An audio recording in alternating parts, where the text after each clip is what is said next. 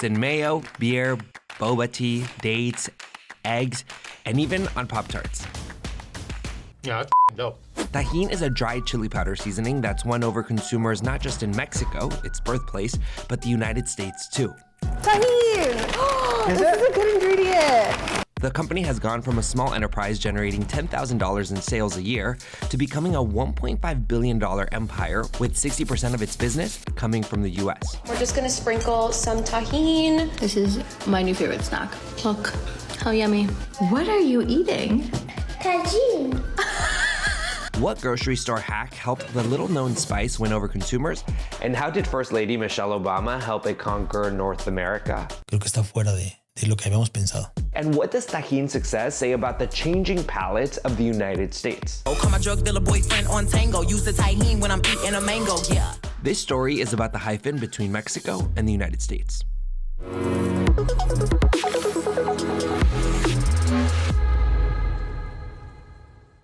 If you drive around a major US city, chances are you'll see a bottle of Tajín atop a fruit cart. ¿Hace cuántos años usted empezó a usar el Tajín?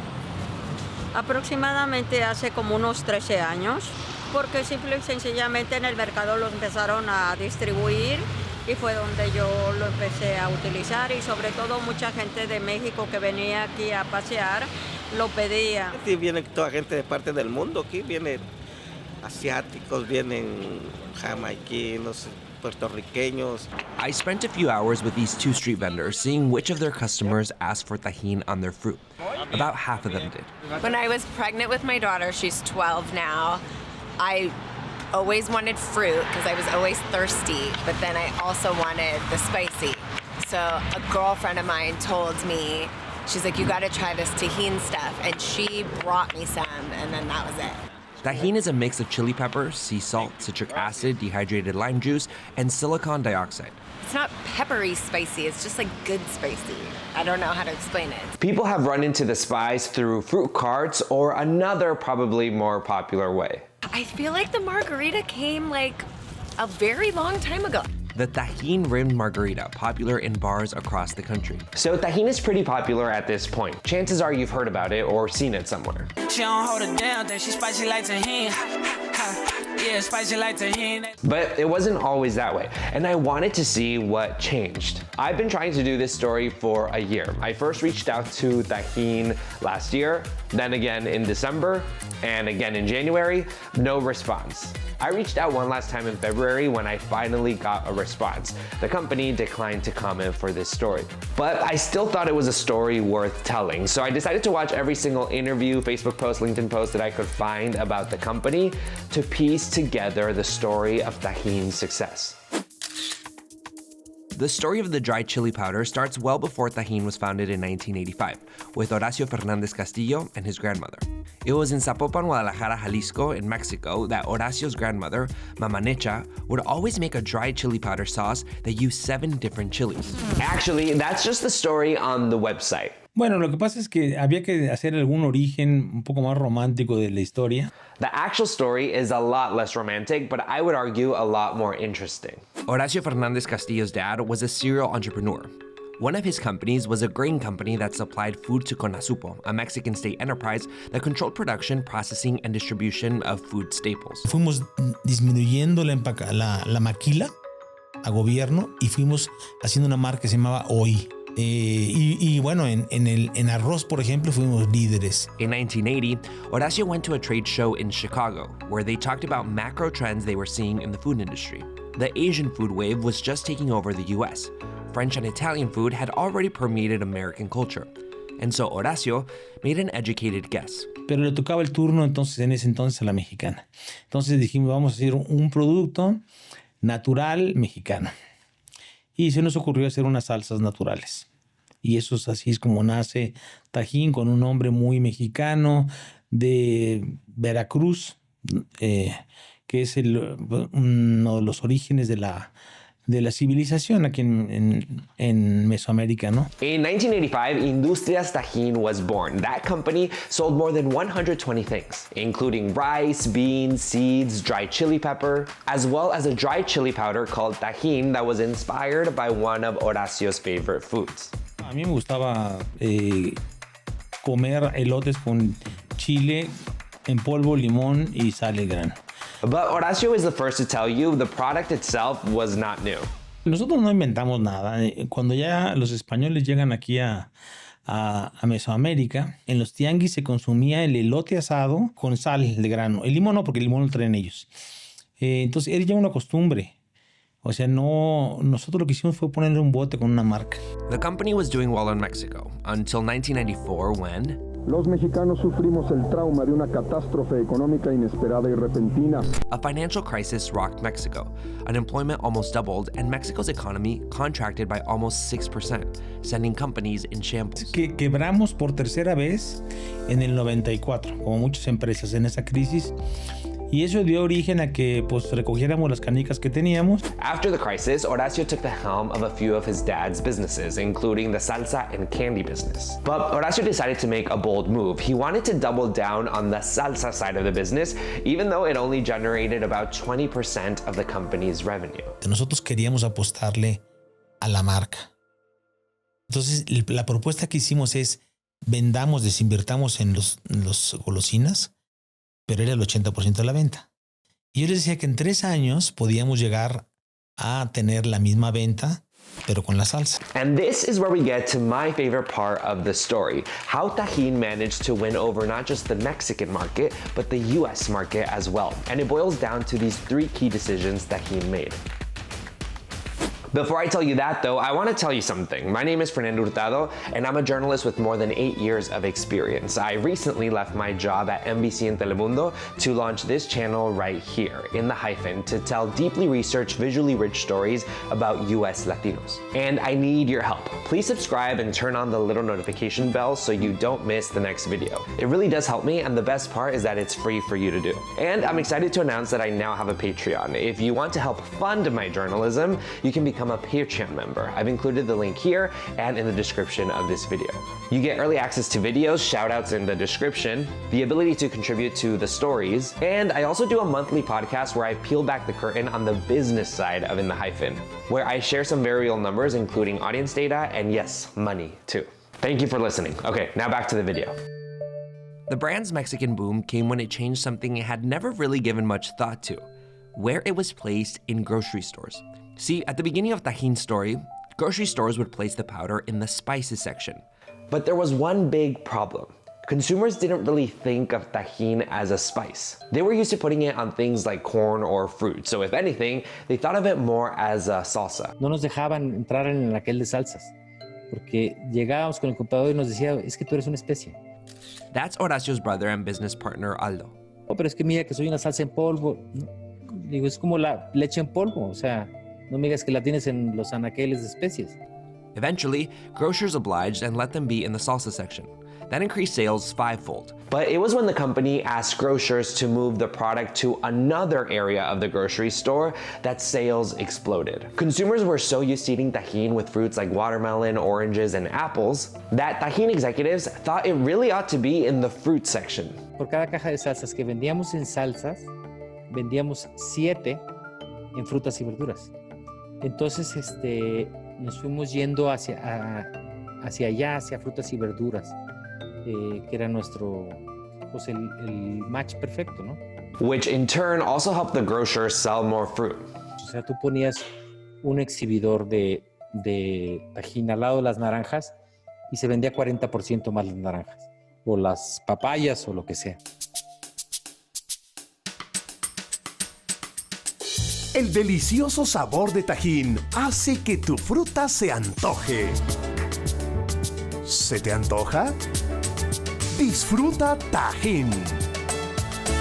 Con Tajín, la fruta es más sabrosa.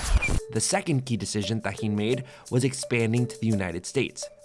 But it wasn't that alone that was the strategic decision. It was how they expanded to the US. Tajín was doing about $1 million in sales in 2002 in Mexico when it decided to open up shop in the United States. Porque finalmente no es una marca nueva solamente, sino era un producto nuevo, una forma de consumo nueva para el mercado. But instead of going to the state with the most Latinos, which would be California, they decided to start with Texas for 4 reasons. There were 9 nonstop flights a day from Guadalajara, Jalisco to Houston, Texas, which made it easy to go back and forth. There was less red tape around packaged foods in Texas compared to California, and because era un mercado más pequeño, que podía, si echábamos a perder algo ahí, no echábamos a perder el mercado grande que era California. And finally, Texas had a key grocery store, Fiesta.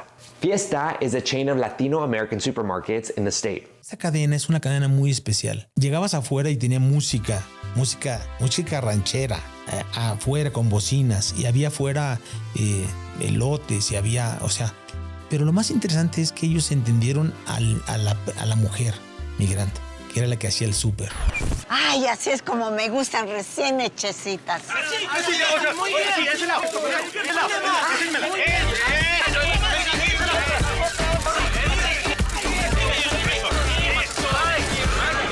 A ver, ¿cómo salí? ¿Nomás las tortillas? Pues sí, porque las tortillas de Fiesta son ricas y famosas. Pues sí. Famosas las cachetadas que les voy a dar a todos. Cachetadas que les voy a dar. Híjole. Fiesta es un cachito de lo nuestro. If they could win over Fiesta's customers, they could win over Hispanic American consumers all over Texas. The first year was tough. Me estaba bañando en diciembre, un día, y dije, wow, y había vendido creo que en todo el año $37,000. En todo el año. The next year, they generated $100,000 in sales. But by far the biggest boom for the company came a decade later. Tajín knew that if it really wanted to grow in the US, it had to attract other American consumers, not just US Hispanic consumers. But it couldn't just change the palates of American adults overnight to all of a sudden like dry chili powder. Instead, it had to start with kids. And in 2010, they found the way to do that. I, Barack Hussein Obama, do solemnly swear. After former President Barack Obama took office the first time, First Lady Michelle Obama announced the issue she would focus on during the first term of her husband's presidency: childhood obesity. Let's Move is a nationwide initiative that basically focuses on 4 key components. First, we want to improve the information and the tools that parents need to make the changes that are desired in their families. The second is that we have to improve the quality of food in our schools. One of the components of the program was adding salad bars to public schools across the country. Only about 15% of public school cafeterias have salad bars right now. Many more would like to add the vegetable displays, but can't afford the $2,500 equipment price tag. So as part of Mrs. Obama's Let's Move Salad Bars to Schools initiative, salad bars are being donated to 6,000 schools around the U.S. But there was a problem. Schools are having lots of vegetables and fruit at the end of the day pile up in trash cans. This was music to Tajín's ears. Y lo que hicimos nosotros es meternos a las escuelas públicas, subirnos a ese concepto, a esa bola de decir, oye, con Tajín pueden comer más sano los niños. Pues dijimos, podemos crear paladares.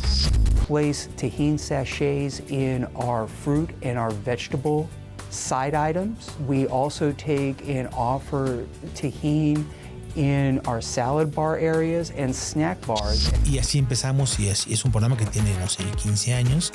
Entonces ya muchos de estos niños ya son compradores ahorita.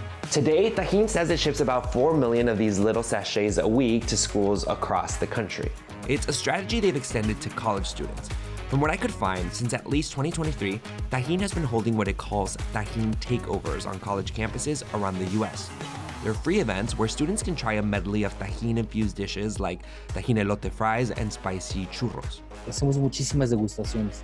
O sea, ahorita actualmente en Estados Unidos te puedo decir que el año pasado hicimos 9,000 demos. Today, Tajín says it sells 40 million pounds of Tajín in the US a year and is now distributed in Canada as well. But Tajín's success hasn't just happened in a vacuum. According to experts, it's part of a spicy trend taking over the United States. Yes, spicy, the combination of sweet and spicy. It's also referred to as sweet heat. This sweet heat flavor profile was seen and kept growing through the 90s and the 2000s, and it just became sort of part of the world of interesting flavor profiles. Kara Nielsen is a trendologist who studies patterns in the food industry to help food and beverage companies decide what products to roll out. Compound flavor profiles got really popular with millennials in the early part of the 2000s because this was a generation that grew up being exposed to more global foods. At the time, millennials were on track to be the most racially and ethnically diverse generation in the United States, with almost half of them identifying as Hispanic, Black, or Asian. And so all of a sudden, brands realized that they could put foods on menus or create packaged goods with these compound flavors that would really push the buttons of these millennial consumers. And sweet heat was one of those.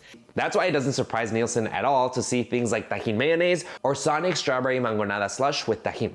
Those types of co-branded products are very common. They're very common because they move product.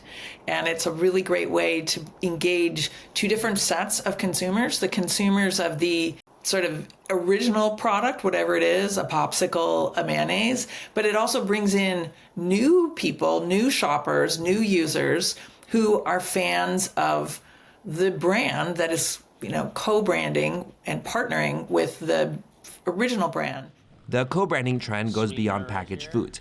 It's why you have places like this tea house in Los Angeles fusing Asian and Mexican flavors with the Mangry drink. The Mangry is our mango slush. It's a caffeine-free, dairy-free mango slush with a little bit of spice with Tajín to cut through the sweetness of the mango. The drink was inspired by owner Christopher Kwok's upbringing in LA. I think one inspiration are all the fruit carts in Los Angeles where, it's like the fresh fruit and they add Tajín to the fruit. So I think I tried that one time and was like, it's an unusual combo, but it works. This sweet, salty, tangy combined with something sweet. And so we just kind of borrowed that and made it into our own thing. It's a drink that started off as a limited edition beverage 3 or 4 years ago, but that Kwok decided to keep on after the response it got. It's just welcome and desired by kid-friendly and adults when they're really thirsty, need to be satiated, and it hits a lot of, LA has a lot of vegans, caffeine. Some people don't do it after 2 p.m., so it's very easy to kind of bridge into our other more, niche-specific type of beverages. This appetite for spicy flavors is one Tajín is betting will only grow larger in the U.S. They opened a new $50 million facility in Mexico that houses a research and development center. And in the U.S., they teamed up with the Chili Pepper Institute at New Mexico State University for research. There's more of a growing tolerance when it comes to spicy food and heat. One of the main drivers of that are Gen Zs and millennials. The demand has gone up like 70% for spicy foods. The United States spicy era isn't just something that Tajín is taking note of. When it comes to innovations in the realm of chili peppers, you have some like product development stuff going on. So things, snacks, a lot of Tajín seasoned fruits, fruit seasoning, spicy chocolates, flaming hot Cheetos, spicy margaritas, just chili-infused craft beers, and a lot of different beverages and snacks that didn't used to have a lot of spice, but do now. El mundo del chile es un mundo muy complejo que apenas lo están como descubriendo, ¿no? En otros países. Para la gente normalmente era pica mucho, pica poco, pica nada, pica muchísimo. Pero aún el picor es un mundo muy complejo. What do you think? Is the US in its sweet and spicy era? Are you in your spicy era? Let me know in the comments. And by the way, if you enjoyed this video, you might also like this other video I made about Mexico's nutrition labels and whether they could help fight obesity in the United States. Thank you for watching.